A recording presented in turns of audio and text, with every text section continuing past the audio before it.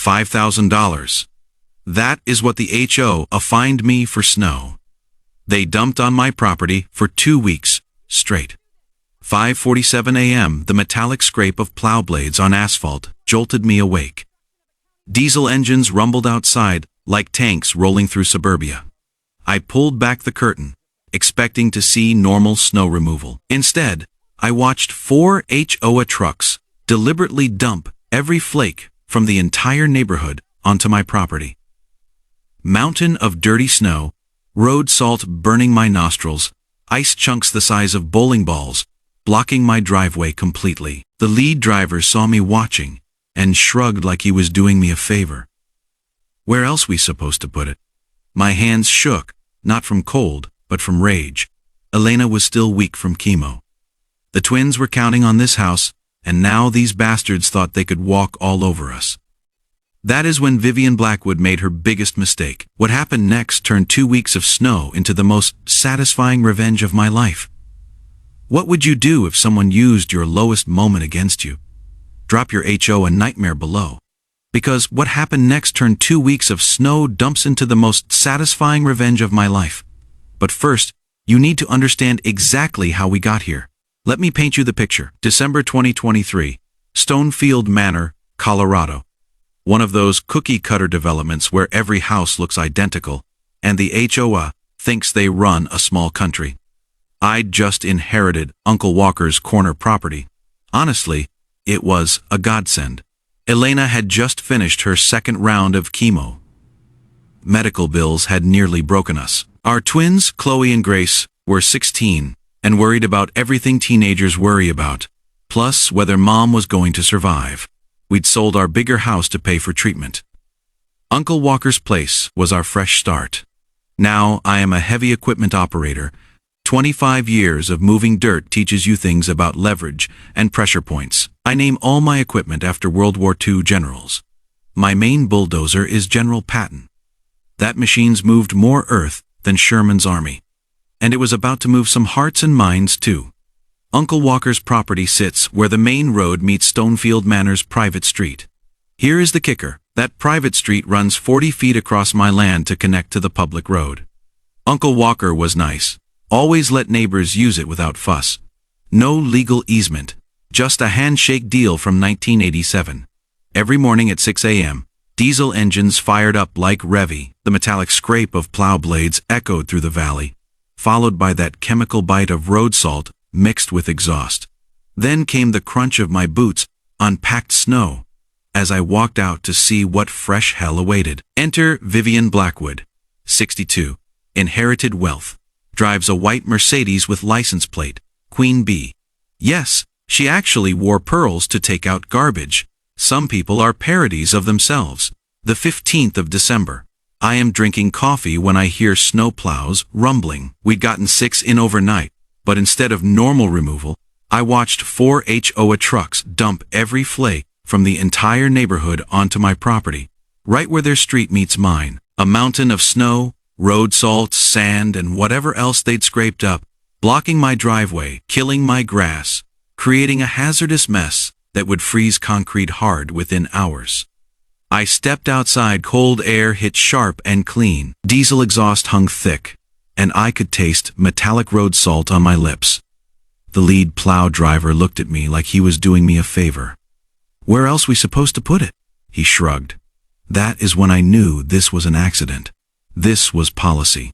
See, legitimate snow removal costs money. The HOA saved $15,000 annually using my property as their dump, instead of paying for proper removal. They figured Uncle Walker never complained. So why would I? But Uncle Walker didn't have a wife fighting cancer and twins watching every penny. Uncle Walker didn't know what it felt like choosing between groceries and medical copays. And Uncle Walker definitely wasn't a combat engineer who'd spent 3 tours watching powerful people sacrifice little guys for convenience. I stood in that freezing air, watching my breath steam while 4 trucks finished dumping half the neighborhood's problems on my land. Hydraulic lifts groaned as they raised beds one final time. And I realized something important. These people had no idea who they were messing with. The war was about to begin, and I had all the heavy equipment. But Vivian's biggest mistake was still coming, and it would happen in front of 60 witnesses. 3 days later, the notice appeared under my windshield wiper, like a parking ticket. Official HOA letterhead, fancy logo, the works, $500 fine for snow accumulation blocking street access and creating safety hazards. I read it twice. They were literally fining me for snow. They dumped on my property. The fine notice crinkled like autumn leaves as I crushed it in my fist. "What is wrong?" Elena asked, looking up from breakfast. She was regaining strength, but stress still hit hard. "These people just fined us $500 for their snow." The audacity was breathtaking. They'd used my land as their dump, now wanted me to pay for the privilege. The notice included a diagram showing proper snow management techniques and reminded me fines doubled if unpaid within 10 days. I drove straight to Vivian's oversized Colonial. Her Mercedes sat in the circular driveway like a chrome monument to entitlement. When she opened the door, she looked at me like I was selling something unwanted. "Can I help you?" Not stepping aside or inviting me in. "Yeah. Explain this $500 fine for snow you dumped on my property." Vivian adjusted her pearls, smiled that patronizing smile. Rich people perfect in finishing school. "Mr. Granger, the HOA has prescriptive rights to that area from 37 years of continuous use. Your uncle understood the arrangement." Prescriptive rights, fancy legal term. Meaning if you use someone's land long enough without permission, you can claim ownership. But here is what most people don't know. The use must be hostile without owner permission. If you ask permission and owner says yes, the legal clock resets to 0 every time. So, you are saying the HOA owns part of my property? The HOA has established usage rights. Yes, those rights include reasonable maintenance activities. Show me the paperwork. Her smile faltered. "I am sorry, legal documents, recorded easement, deed restriction. Show me where it says you can dump snow on my land. Then fine me for it. That is proprietary board information. Submit a formal request." Translation. They had squat. Military service teaches you about contracts. Every base has legal agreements for everything. Equipment use, land access, waste disposal. You don't operate heavy machinery on someone's property without ironclad paperwork. Because when things go sideways, lawyers circle like vultures. I am formally requesting all documentation related to any easement, right-way, or usage agreement for my property. You've got 10 days. Same as this bogus. Fine. Vivian's face reened. "Mr. Granger, I don't appreciate your tone. This neighborhood has standards. And your uncle, my uncle's dead." "I am not my uncle. If you don't have legal documentation for using my property, then you are trespassing every time those plows cross my land." She stepped outside, pulling her cashmere coat tighter. "Are you threatening the HOA? I am asking for proof of your legal right to dump snow on my property." "That is not a threat. That is due diligence." Next morning, my phone buzzed with messages. Vivian had blasted every homeowner about the uncooperative new resident who threatens neighborhood safety. Subject line: dangerous property owner blocks emergency access rich. Considering the only emergency was their budget meeting where they decided my yard looked convenient for dumping problems. But here's where it got interesting. 3 neighbors knocked that afternoon. Not to complain, but to ask questions. "Is it true the HOA doesn't have legal rights to your land?" asked Jim Martinez from 2 houses down. "That is what I am trying to find out, because they've been charging us $200 annually for road maintenance fees on that street, if they don't own it." Now we were getting somewhere. Vivian hadn't just been dumping illegally. She'd been collecting money for maintaining property she didn't control. Diesel fuel still hung in cold air from morning removal. I could hear salt crunching under my boots as I walked back inside. But for the first time since this started, I wasn't just angry. I was seeing opportunity. 25 years of heavy equipment operation teaches you the biggest problems often create the biggest leverage. Vivian had just handed me a backhoe full of leverage. The question was what to build with it. I spent the weekend shoveling, not because I wanted to, but because I needed to make a point. Every shovel full of their snow went right back where it came from, spread evenly across the HOA street. Monday morning, 6 a.m. sharp, my doorbell rang like a fire alarm. Vivian stood on my porch with 2 board members, all looking like they'd swallowed something sour. Mr. Granger, you cannot dump snow on HOA property. We're issuing a $5,000 fine for vandalism and destruction of common areas. 5,000. They'd multiplied the fine by 10 overnight. Interesting, I said, sipping coffee. Which HOA property would that be? The street running through my land. That street's been in continuous use since 1987. By whose permission? Vivian's mouth opened and closed like a fish out of water. She hadn't expected me to keep pushing. Your uncle never objected. My uncle's gone. I am here and I am objecting. Show me the easement. A nervous guy in an expensive suit whispered in her ear. She waved him off like a mosquito. Fine. We'll conduct a survey to establish our legal boundaries. Great idea. I'll hire my own surveyor.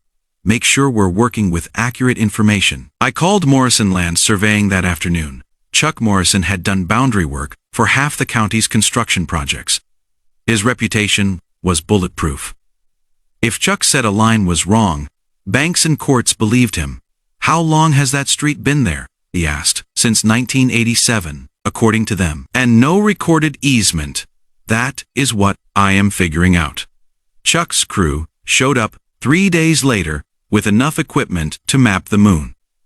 Laser theolites, GPS units, metal detectors hunting original property markers. I watched them work while laser equipment worried through morning air. Sharp spray paint smell filling my nostrils as they marked boundaries. The results were beautiful. Chuck handed me a survey that read like a medical examiner's report for the HOA's case. The street crossed exactly 42 feet onto my property. Not 40, not 45. 42 feet of clear documented trespass happening for 36 years. Here's the thing, Chuck explained, pointing to survey. Your uncle owned this free and clear. No easements recorded, no deed restrictions, no rights of way. If he let them use it, that was his choice. But legally, this street trespasses on your property every single day. Property surveys are public record.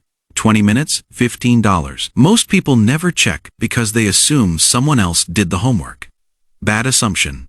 That assumption was about to cost the HOA dearly. I hand-delivered survey copies to every house in the development. Not to be a jerk, but because people deserve truth about where their road maintenance fees were going. Response was immediate. My phone rang from 7:00 p.m. until midnight. Is this survey accurate? Asked Janet Pierce from Oak Street. Chuck Morrison surveyed it. You can verify with the county, so the HOA's been charging us for maintaining property they don't own looks that way. And all those snow removal fees also looks that way. By Thursday, Vivian called an emergency board meeting to address what she called misinformation and property owner harassment. The meeting notice warned about believing unverified claims from disgruntled residents. Unverified claims. That is what she called a licensed surveyor's report. I showed up with my survey, Uncle Walker's original deed, and county records I'd pulled that afternoon. The community center was packed. Maybe 150 people in a room designed for 75. The air rire of nervous sweat and burned coffee. Tension thick enough to choke on. This neighborhood has functioned smoothly for 36 years. Vivian announced. We will not allow one individual's greed to destroy our community. Greed, rich coming from someone collecting fees for property she didn't own. When they opened for questions, I stood. I'd like to see the recorded easement giving the HOA a right to use my property. As I've explained, that information is proprietary. County records are public, Vivian. There is no such thing as a proprietary easement. Shuffling papers filled the room as people whispered. I could feel momentum shifting. Do you have legal documentation or not? That is when Vivian made her biggest mistake. Instead of deflecting, she doubled down. The HOA doesn't need to justify established usage rights to property owners who refuse to be good neighbors, and just like that, she'd admitted it. No legal documentation, no easement, no rights at all. The meeting exploded into chaos.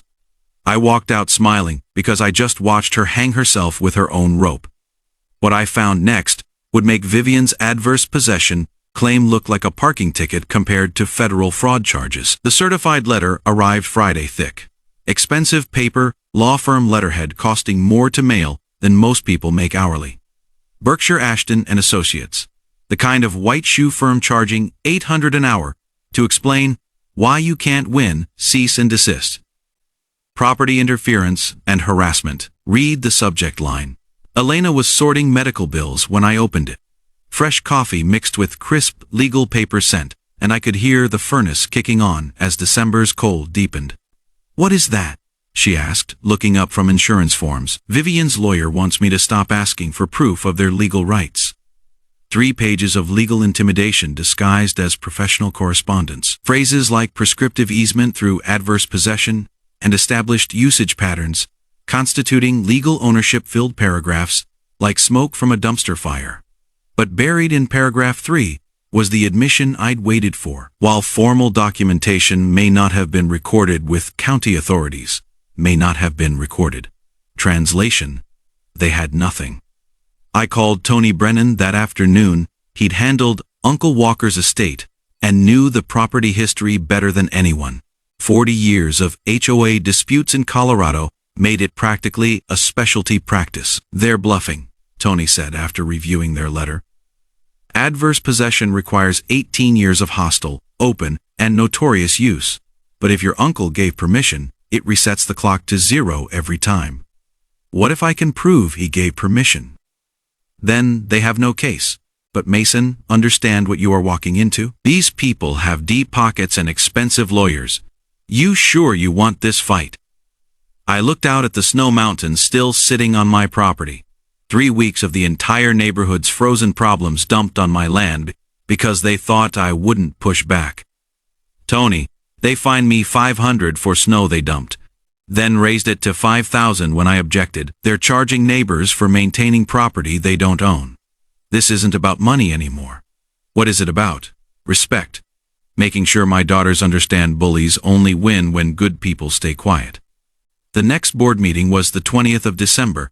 I submitted a formal request to speak, following parliamentary procedure to the letter. Robert's Rules of Order agenda submissions, the whole bureaucratic dance they hid behind.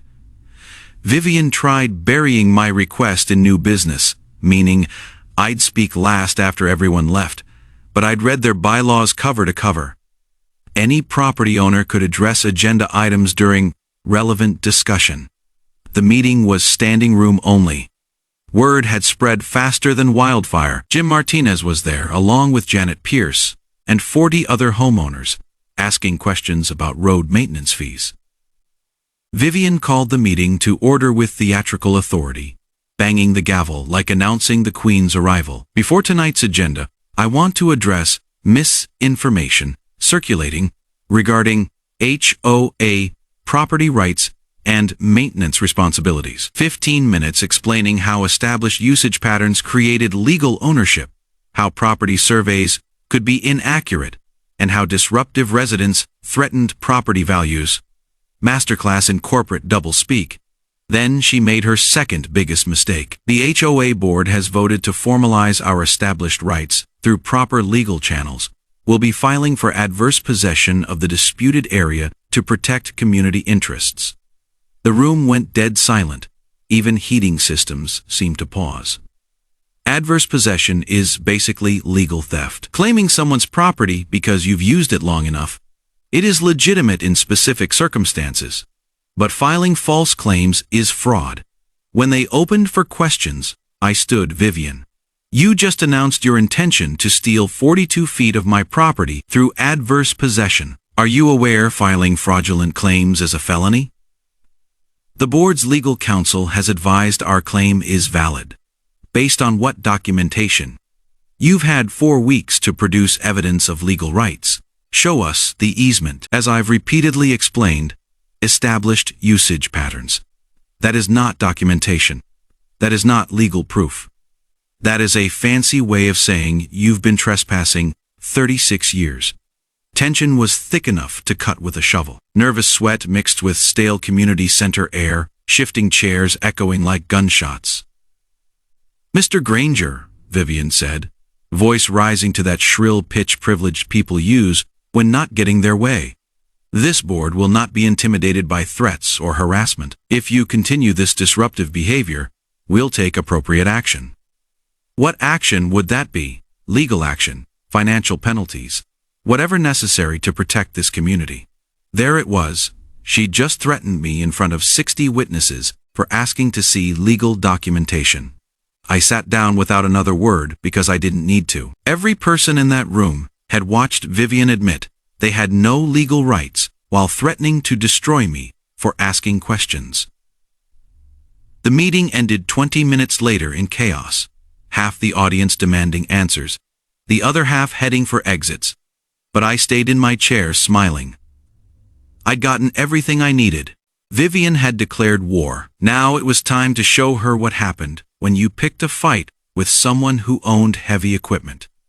In 12 hours, Vivian would be in handcuffs. But first, she had to give me one final gift, Christmas morning. While my family opened presents, I was at the county recorder's office. Yeah, they're closed Christmas. But I'd befriended Deputy Recorder Maria Santos during weeks of research. She'd agreed to meet for an hour to help search historical records. "What exactly are you looking for?" she asked, pulling document boxes from 1987. Proof my uncle gave the HOA permission to use his property. Maria pulled files like a detective, working a cold case. 36 years of paperwork spread across the table, and somewhere in that mountain was Vivian's death warrant. We went through every deed, every easement filing, every correspondence related to Stonefield Manor's development. The records told a clear story, but not what I'd expected. The original developer Stonefield Construction had planned dedicating the street section as public right-of-way, standard practice. Build the street, transfer ownership to county for maintenance. But something went wrong during permitting. Environmental studies, wetland restrictions, cost overruns, usual development nightmares. By late 1987, Stonefield Construction was bankrupt. The county refused, accepting incomplete street dedication. The HOA formed to manage the mess. But they never acquired legal rights to Uncle Walker's land. "Here's the smoking gun," Maria said, pulling a handwritten letter dated the 15th of January, 1988. Uncle Walker's letter to the original HOA board, written in his careful carpenter's handwriting. "Gentlemen, I understand your need to use my property for street access until the county situation gets resolved. You have my permission to cross my land for now, but I expect this to be temporary.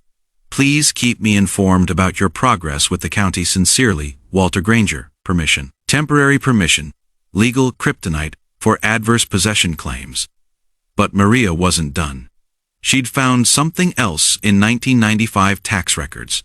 "Your uncle wrote the county assessor that year," she said, showing me a photocopy. "He claimed tax reduction because part of his property was being used for neighborhood access at owner's discretion." Owner's discretion. Every year from 1995 to 2019, Uncle Walker documented he was allowing access as a favor, not legal obligation. 24 years of written evidence. Their use wasn't hostile. The adverse possession clock had never started ticking. But the real revelation came when Maria pulled recent property tax records. "Look at this," she said, pointing to line items I'd never noticed. The HOA has been claiming tax exemptions for road maintenance expenses on property they don't own. They've deducted $47,000 over 5 years. Tax fraud. They've been writing off maintenance costs for property they had no legal right to maintain. Tax fraud investigators are like bloodhounds. Show them one irregular deduction, and they'll audit back to the Paleozoic era. "Maria, this is beautiful. But why didn't anyone catch this before?" Nobody looks unless there is a dispute. The county assumes people are honest about tax claims. Bad assumption. When dealing with Vivian Blackwood, I drove home with copies of everything, mind racing through implications. The HOA built their entire snow removal strategy on property they didn't own. They'd collected road maintenance fees for unauthorized services. They'd claimed tax exemptions for fraudulent expenses. And they'd just announced intention to steal my property through adverse possession, despite documented evidence their use was permissive, not hostile. Elena was making coffee when I walked into the kitchen, still buzzing from morning discoveries. "Good news?" she asked, seeing my expression. "Better than good. I found Uncle Walker's permission letter. Anne and Vivian just stepped in the biggest legal trap of her life. She doesn't know it yet, but she is about to learn what happens when you threaten a combat engineer with documentation, heavy equipment, and absolutely nothing left to lose." Fresh coffee mixed with satisfaction of overwhelming evidence, and I could hear Chloe and Grace laughing in the living room with Christmas gifts. For the first time in months, everything felt exactly as it should, except for that snow mountain in my yard. Time to turn that problem into the solution. Vivian would never forget. The day after Christmas, I spread Uncle Walker's letter, tax records, and survey documents across my kitchen table like a general planning invasion. Elena brought coffee while I sketched what would become the most satisfying construction project of my career. "You are really building a wall?" she asked, studying my drawings. "Not just any wall. The most perfectly legal, absolutely bulletproof, completely immovable wall in Colorado history. 25 years of heavy equipment operation teaches you the best solutions are simple, visible, and impossible to ignore." Vivian wanted to play property rights games. Perfect. I'd give her a masterclass in what property rights actually meant. The design was elegant in simplicity. 12-feet wall of compacted snow and ice, reinforced with steel rebar every 18 in positioned exactly on my property line, where their street attempted crossing my land, not blocking a public road, blocking private trespass. I called union buddies first. When equipment operators stick together, amazing things happen. "Mason, you crazy bastard," laughed Danny Torres, who ran the local operating engineers chapter. "You want to borrow what compactor? Snowblower. Maybe some rebar." "I am building a property line improvement. This about that HOA thing because half the guys are dealing with similar crap in their neighborhoods." Word had spread through the union. Danny called back with a crew list that read like a revenge fantasy. "We got compactors, rebar, and 3 days of guys who hate HOA bullies." By New Year's Day, I had commitments for equipment, materials, and volunteer labor from guys who understood the satisfaction of perfectly executed projects. Chuck Morrison stopped by to review wall placement. We marked every inch with spray paint and stakes, ensuring the structure would sit entirely on my property while completely blocking illegal street access. "Legally speaking," Chuck explained, "you have absolute right to improve your property however you want, long as you stay within boundaries. Property law's beauty is simplicity. Your land, your rules, no permits required for snow management on private property, no height restrictions for temporary winter structures, no environmental studies for frozen water." Tony Brennan reviewed the entire plan with bomb squad technician thoroughness. "Mason, this is either brilliant or insane. Possibly both. Which side of the law am I on? Completely legal. Vivian Street has no more right crossing your property than I do. You could build a house on that spot if you wanted. I don't want a house. I want justice." We calculated the financial pressure this would create. The HOA had exactly 2 options. Pay me for legal access rights or spend $50,000 building new road around my property. Either way, their free ride was over. But I wasn't stopping with the wall. Maria Santos had introduced me to Detective Frank Kowalski from County Fraud Division. Filing false tax claims gets law enforcement very interested very quickly. "You are saying they deducted $47,000 in maintenance costs for property they don't own?" Frank asked, reviewing Maria's documentation, plus collecting road fees from homeowners for the same property. Frank's eyes lit like Christmas morning. White-collar crime investigators live for cases with clear paper trails, and obvious victims. Keep building your wall, Mason. We'll handle the financial investigation. By the 3rd of January, everything was positioned. Equipment staged at neighbor Jim's house to avoid trespassing accusations. Rebar delivered and sorted by length. Security cameras installed to document every construction moment and trespassing attempt. Chloe and Grace helped prepare final details. They'd inherited their mother's attention to detail and father's love of well-executed plans. "Dad, what if they try tearing it down?" Grace asked, watching me test camera angles. "Then they'll be destroying private property on video. That is called vandalism. And if they call police, then police will ask to see their easement documentation, which doesn't exist." Chloe laughed at the trap's elegance, so basically they can't win. "Sweetheart, when you control territory and have overwhelming documentation, the only way to lose is by not taking action." Military engineers learn defensive positions succeed through 3 principles: legal authority, physical impossibility, and public visibility. My wall would demonstrate all 3 simultaneously. Final piece was media strategy. Local news stations love David versus Goliath stories, especially involving dramatic visuals and clear villains. I'd contacted Channel 7's investigative team about HOA financial irregularities. "We're interested," said reporter Jessica Chang during our call. "Can you guarantee visual impact? 12 feet high, 30 feet wide, blocking access to 200 homes, plus arrests." Arrests. Vivian is going to lose her mind when she sees it, and she is definitely trying something stupid. Jessica's excitement was audible. "When do we film?" "The 8th of January. Be here by 6 a.m. Bring good cameras." Motor oil and hydraulic fluid filled my garage as I performed final maintenance on General Patton. 25 years of moving earth taught me to respect equipment preparation. Tomorrow's mission required perfect execution. Elena found me at midnight, making final blade angle adjustments. "You ready for this?" she asked. I looked at wall plans, legal documentation, and communication strategy spread across my workbench. "Honey, I've been ready since the 15th of December. Tomorrow, Vivian Blackwood learns what happens when you mistake kindness for weakness." The 4th of January brought the most expensive legal letter I'd ever seen. Sir Muss hand delivered by a courier costing more per hour than most people make daily. The envelope was thick enough to stop bullets and carried Morrison Sterling and Associates. Letterhead: the kind defending Fortune 500 companies against federal investigations. "Mr. Granger," the cover letter began, "our client, Stonefield Manor, HOA, has retained our services to pursue adverse possession claims and criminal trespassing charges related to your interference with established property rights. Criminal trespassing charges against me on my own property."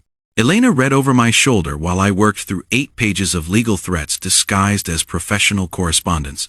Fresh ground coffee mixed with expensive paper and cheaper intimidation tactics. "They're saying you could face federal charges for interfering with community infrastructure," she said, voiced tight with worry. "They're saying lots of things, none true." But Vivian wasn't just escalating legally. She'd hired Morrison Sterling for one reason: bury me in paperwork until I gave up or went broke. Their retainer alone probably cost more than my annual equipment maintenance budget. Morrison Sterling Associates, where billable hours go to die expensive deaths. The letter demanded immediate cessation of all property harassment activities, removal of survey stakes, and payment of accumulated fines, now totaling $8,000. It included adverse possession filing timeline, transferring legal ownership of my property street access to the HOA within 60 days. I called Tony Brennan immediately. "Mason, this is scorched earth legal warfare. They're trying to overwhelm you with costs. Can they do that?" "They can try, but their adverse possession claim is still fraudulent, regardless of how expensive their lawyers are. Question is whether you want to fight a war of attrition." That afternoon, I did something Vivian never expected. Instead of responding through lawyers, I started documenting everything with military precision. Every HOA truck crossing my property got photographed with timestamps. Every board member driving down their street got documented as trespassing. When facing superior firepower, gather intelligence until you find their weakness. Vivian's weakness revealed itself, the 5th of January. Jim Martinez knocked around dinner time, holding a manila folder and looking nervous. "Mason, I think you need to see this." Jim's folder landed on my table with the weight of evidence and the sweet sound of justice knocking. Inside were photocopied HOA financial statements going back 3 years. Jim served on Architectural Review Committee, giving him access to budget documents most homeowners never saw. "Look at the road maintenance line items," he said, pointing to highlighted entries. The numbers were staggering. Vivian's management company, Blackwood Property Services, had billed the HOA $47,000 for street maintenance and snow removal in 2023 alone. But according to Jim's records, actual snow removal costs were less than $12,000. "Where'd the other $35,000 go?" I asked. "Blackwood Property Services. Vivian owns the management company billing the HOA. She has been paying herself self-D'ing in non-profit law. That is embezzlement." But Jim wasn't finished. He'd found something better in 2022 records. "She has been billing residents $200 each for road maintenance, then billing the management company $300 per each household for same services. She is double charging for work, costing half what she claims." The mathematics were beautiful in their criminality. Vivian collected $400 per each household annually for road maintenance, costing $100 to perform. Then paid herself the difference through her management company. Multiply that by 200 households over 3 years, and you are looking at serious federal fraud. "Jim, why are you showing me this?" "Because she just assessed everyone an additional $500 special fee for legal defense costs related to your frivolous property claims. People are pissed." The special assessment was Vivian's biggest mistake yet. Instead of absorbing legal costs through normal HOA reserves, she decided taxing every homeowner to fund her personal war against me. Nothing turns neighbors against HOA boards faster than surprise special assessments, especially funding obviously frivolous lawsuits. By the 6th of January, my phone rang constantly with calls from homeowners suddenly interested in HOA financial transparency. "Mason, is it true Vivian's been stealing road money?" asked Janet Pierce. "That is what the documents suggest, and now she wants us paying for lawyers to help her steal more." Looks that way. Momentum was shifting. Vivian's legal intimidation had backfired by triggering scrutiny of her financial management. Her special assessment had united previously neutral homeowners against board leadership. But she wasn't done escalating. The 7th of January brought Deputy Williams knocking, looking about as enthusiastic as a man attending his own funeral. "Mr. Granger, I've got a complaint about criminal trespassing and property destruction, filed by who? Vivian Blackwood. She says you've been placing unauthorized markers on HOA property." I handed him survey documents and property deed. "Deputy, those markers are on my property. Miss Blackwood's welcome to prove otherwise." He spent 20 minutes reviewing Chuck Morrison's survey, Uncle Walker's deed, and county records. Maria provided papers rustled mixed with distant highway hum and metallic winter air taste. "Mr. Granger, these documents appear in order. Miss Blackwood may be mistaken about property boundaries."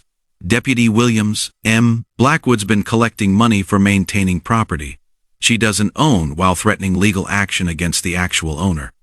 "You might want looking into that." He left with copies of everything, and I went back to final preparations for tomorrow's construction project. The special assessment was Vivian's biggest mistake yet, because nothing turns neighbors into enemies faster than surprise taxes, and I was about to give them a target for all that anger. Sunday, the 7th of January, 11 p.m. I was in my garage performing final maintenance on General Patton when security cameras picked up headlights in my driveway. 3 cars moving slowly, parking just outside camera range. I watched through my phone app as 6 people got out.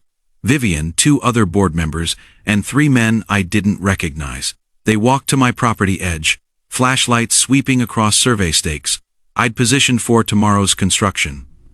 One stranger started pulling up stakes. I called 911 first, then hit record on my phone as I walked outside. Evening. Folks, can I help you with something? The group froze like deer in headlights. Vivian recovered first, stepping forward with her usual imperious attitude.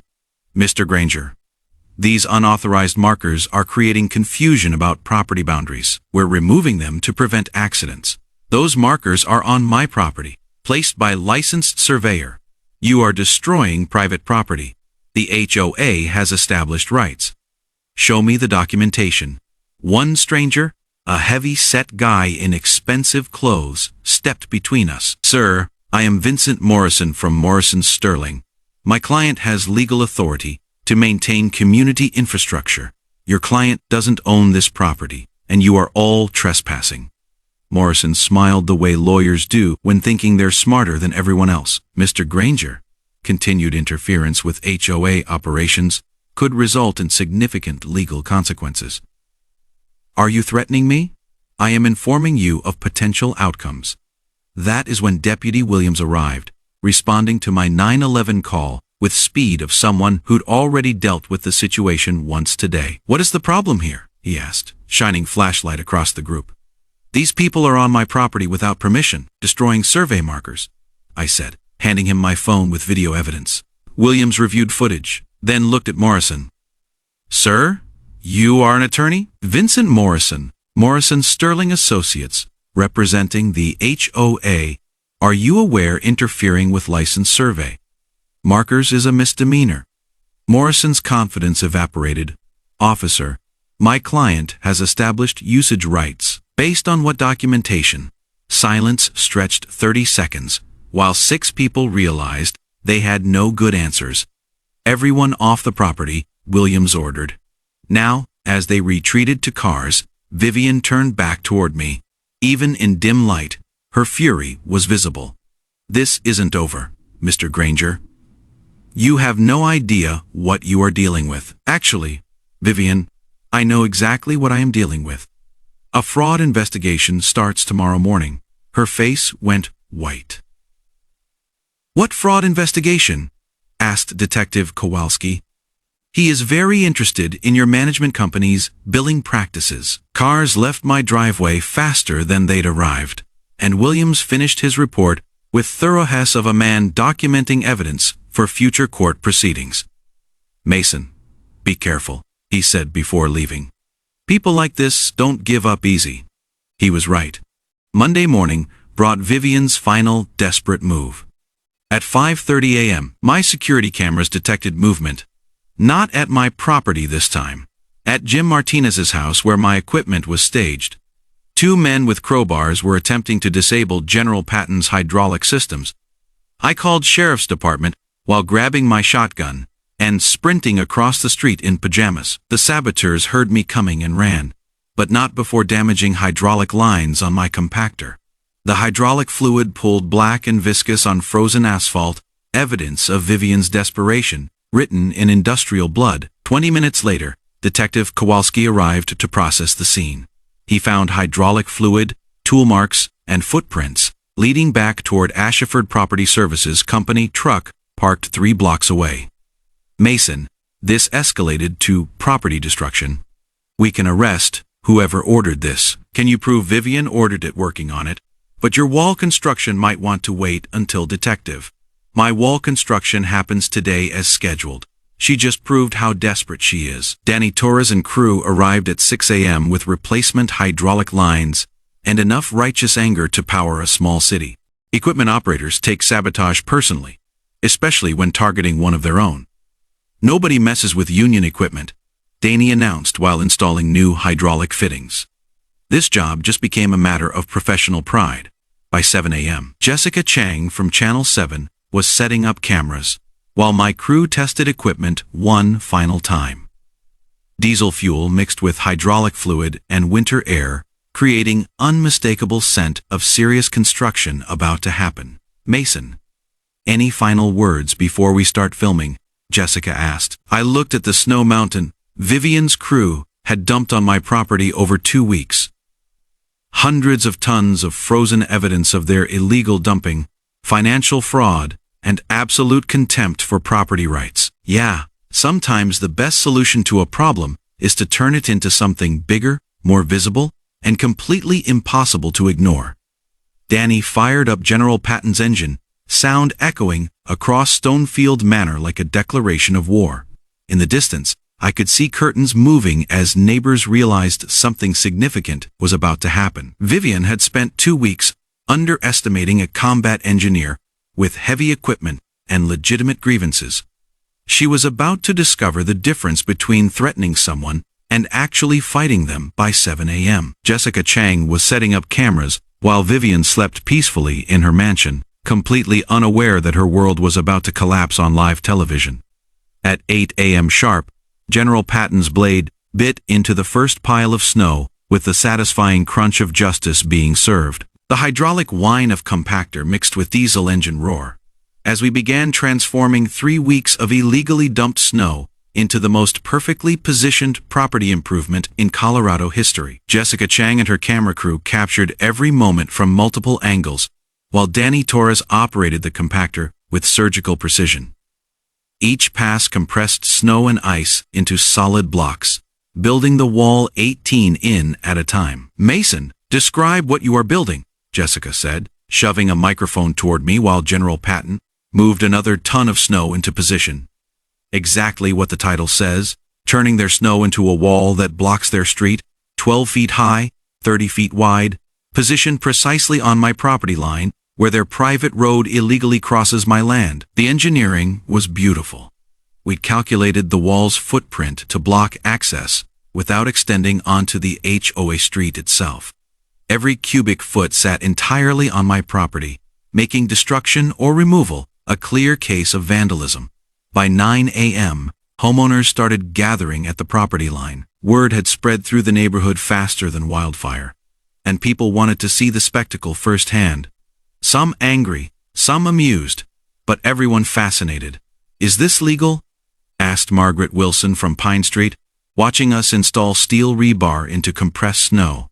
"Completely legal," I replied, handing her survey copy. "Private property improvements don't require anyone's permission, except the property owners." The wall grew systematically, each layer reinforced with rebar and compressed until solid enough to support a truck. Hydraulic machinery sound mixed with excited conversations as more neighbors arrived to witness Vivian's comeuppance. At 9:45 a.m., the white Mercedes appeared. Vivian drove up to the construction site like she owned the place, which was ironic considering she was about to discover she owned significantly less than she thought. She parked illegally in the HOA street and stormed toward my property line, with Vincent Morrison trailing behind, like an expensive lapdog. "Stop this immediately!" she screamed over equipment noise. I signaled Danny to shut down General Patton. The sudden silence felt dramatic, like the moment before thunder. "Good morning, Vivian. Beautiful day for construction, isn't it? You cannot block access to this neighborhood. I am not blocking access to anything. I am improving my property within my legal boundaries." Jessica Chang moved closer with her camera, recognizing television gold when she saw it. The growing crowd of neighbors provided perfect background drama, while Vivian worked herself into a fury that would be replayed on social media for years. "This is community property," Vivian shouted, pointing at the street. "Show me the documentation," I replied calmly. Morrison stepped forward, trying to salvage the situation with professional authority. "Mr. Granger, this is an inappropriate response to a civil dispute. Mr. Morrison, your client has been dumping snow on my property for 2 weeks, collecting fees for maintaining land she doesn't own, and threatening legal action when I asked for proof of her rights." What would be an appropriate response? That is when Vivian made her final fatal mistake. Instead of retreating or calling for legal mediation, she decided to physically stop the construction herself. She walked onto my property, grabbed a survey stake, and started pulling it out of the ground. The survey stake crackled like breaking bones as Vivian destroyed the last of her legal credibility on camera. "Vivian," I said loudly enough for everyone to hear, "you are trespassing on private property and destroying legally placed survey markers." "I don't care. This neighborhood has standards." Deputy Williams chose that exact moment to arrive, responding to noise complaints, but finding something much more interesting. He parked his cruiser just as Vivian threw the survey stake at my feet. "Ma'am, step away from the property line," Williams ordered. "Officer, this man is blocking community access." Williams looked at the wall, now 8 feet high, and obviously positioned entirely on my side of the property line. He reviewed survey documentation I handed him, then looked at Vivian. "Ma'am, do you have legal documentation proving HOA ownership of this property? We have established usage rights, legal documentation, recorded easement, deed restriction." This is ridiculous. People like him need to know their place. The crowd went dead silent. The racist undertone hung in the morning air like toxic smoke, and every witness understood they'd just heard Vivian's true motivation. "Ma'am, you are under arrest for criminal trespassing and destruction of private property," Williams said, reaching for his handcuffs. Vivian's meltdown was spectacular. She screamed about property values, neighborhood standards, and people not knowing their place while Williams read her Miranda rights. Morrison tried to intervene legally, but there is no lawyering your way out of criminal trespassing caught on video. The white Mercedes sat abandoned in the street, while its owner was loaded into the back of a sheriff's cruiser, still shouting about community rights and established patterns. Jessica Chang got every moment on camera, from the arrest to the crowd's reaction, to the completed wall blocking access to 200 homes. "Mason, any final comments?" she asked as the cruiser drove away. I looked at the wall, the crowd, and the street full of trapped cars that couldn't leave until their HOA figured out how to negotiate with the property owner they'd been abusing for weeks. Sometimes, the best way to solve a problem is to make it impossible to ignore. The wall stood for exactly 6 hours, not because it wasn't solid. Desi's crew had built it to last until spring. But by 2:00 p.m., the HOA's emergency board meeting had reached the obvious conclusion. Negotiating was cheaper than building a $50,000 alternate road. The emergency board meeting was held in my living room because the community center was on the wrong side of my wall. 3 remaining board members, Vincent Morrison and a court-appointed mediator named Patricia Wells, sat around my kitchen table while Channel 7 filmed through the window. Elena served coffee and watched 200 households worth of leverage play out in real time. Mr. Granger Morrison began, "My clients are prepared to discuss reasonable access arrangements."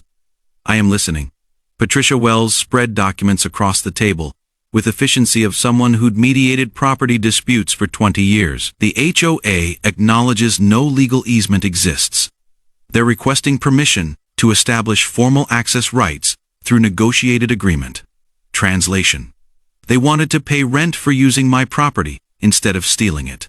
The terms were straightforward: $35,000 in back payments for 3 years of illegal dumping, $2,000 monthly for documented easement rights, HOA responsibility for all snow removal at their expense, and formal recorded easement with county that could be revoked if terms were violated. "What about Vivian's management company?" I asked. "Mrs. Blackwood has resigned from the board effective immediately. Her management contract has been terminated." Detective Kowalski had worked fast. By noon, Ashford Property Services was under federal investigation for mail fraud, tax evasion, and nonprofit embezzlement. Vivian would spend the next 2 years fighting charges that would cost her more than she'd stolen, and the special assessment for legal fees rescinded. All homeowners will receive full refunds. I looked at Elena, who nodded. We discussed the terms during morning's construction, and both agreed victory was more important than vengeance. I accept the offer with one modification. The back payment goes to Jefferson County Veterans Services for PTSD treatment programs. Morrison looked confused. "You don't want the money. I want justice." Justice means making sure other people don't get bullied by HOA boards who think property rights don't apply to them. The papers were signed by 4:00 p.m. By 5 p.m. General Patton had carved a careful gap in the wall, wide enough for emergency vehicle access. The full wall would stay until spring, serving as a visible reminder of what happens when HOA boards mistake kindness for weakness. Channel 7's evening news coverage went viral within hours. Veteran uses snow to block HOA after dumping dispute hit social media like a guided missile, generating 3 million views and 15,000 comments in the first 24 hours. The story resonated because everyone knows someone who has dealt with HOA abuse.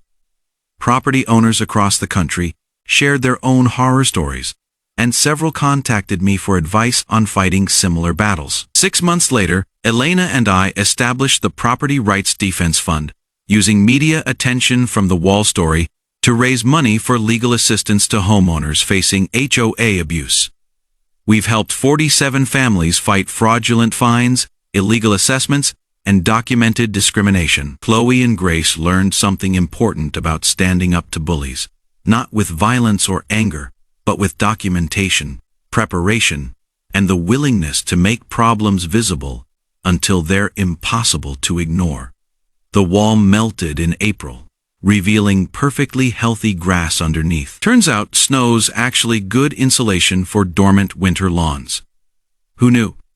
Vivian's white Mercedes disappeared from the neighborhood 3 weeks after her arrest. Word is she moved to Florida, where HOA regulations are even more complicated and federal investigators have longer memories. Vincent Morrison sends me a Christmas card every year with pictures of his family. Turns out representing property owners against abusive HOA boards pays better than defending HOA boards against property owners. He has made a career change that benefits everyone. The Stonefield Manor HOA is now run by Jim Martinez and Janet Pierce with financial transparency that would make federal accountants weep with joy. Road maintenance costs exactly what it should cost, and snow gets removed to legitimate disposal sites instead of residents' front yards.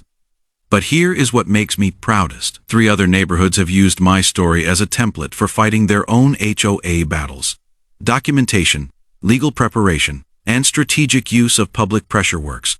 Whether you are dealing with snow dumping, fraudulent fines, or discriminatory enforcement, sometimes the best way to fix a broken system is to show everyone exactly how broken it really is. Got your own HOA nightmare story? Drop it in the comments below. And if this story taught you something about property rights, hit that subscribe button.